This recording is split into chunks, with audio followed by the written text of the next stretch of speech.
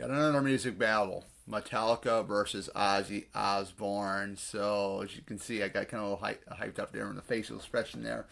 I was introduced to these two, particularly the group Metallica, and then Ozzy Osbourne. I got introduced to both of these juggernauts real young when I was a kid. I had an older brother that would listen to both of them. Um, I know Ozzy Osbourne was originally with Black Sabbath, and I can't remember the name of the song, but it was a really cool song. I thought. I just can't remember what the hell it's called though. But then when he went solo himself, Bark of the Moon, Crazy Train, My Mom Coming Home. That one I heard that was a really much of a tearjerker song. I remember when he had passed away last year. People were uploading like AI videos and stuff of him, and they were playing that song with him going from his seat with the rest of the musicians and going up into the stairs up into heaven. I thought that was really cool.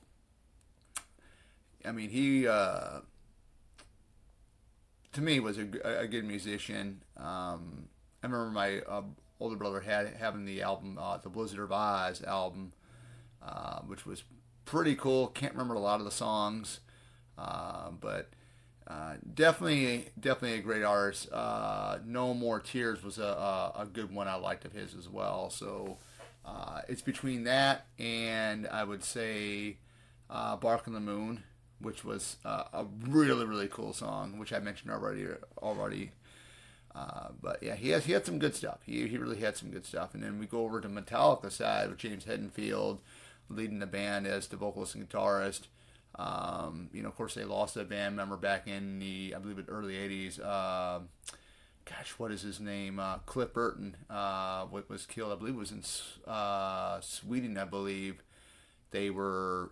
The bus collided, I think, with another vehicle, and then Cliff ended up getting killed. So they had to replace him. But that was the original lineup that they had. Then they had Lars Ulrich or something. I think it was Lars Ulrich is the name of the drummer of the band, and I can't remember who the other guy was. But then they had to replace Cliff Burton. But their music: Enter Sandman, Master of Puppets, For Whom the Bells Toll, all great stuff. Great voice that Hetfield has. You can't turn on the radio, and when you hear hear James's voice, you know who it is. You know what band it is. It's Metallica.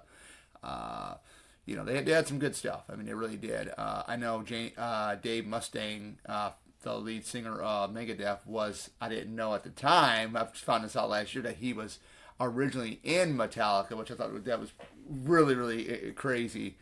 But either way, Metallica, if I had to look at it, who had the better music between Ozzy and Metallica, and it's a tough one because they're both great. I know there's a lot of Ozzy Osbourne fans out there. I know there's a lot of Metallica fans out there. Um, the popularity of the Osbourne show back in the early 2000s, that was a really fun show. I'd actually click on MTV just to watch, or VH1, whatever channel it was on, and just watch it and stuff. It was just hilarious.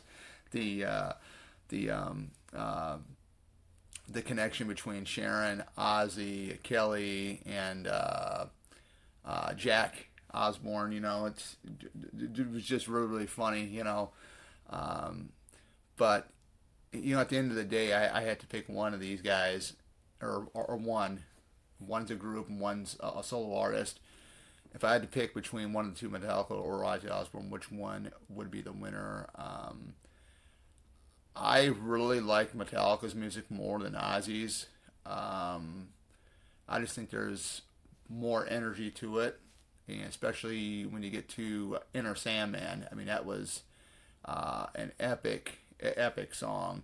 And then you get to Master of Puppets, Battery, which was another good one. I mean, it was just some really hard-driven, energetic music that you have of Metallica, where Ozzy's was the way he would sing it.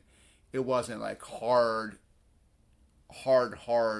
rock with like his voice, like what James Hetfield would do.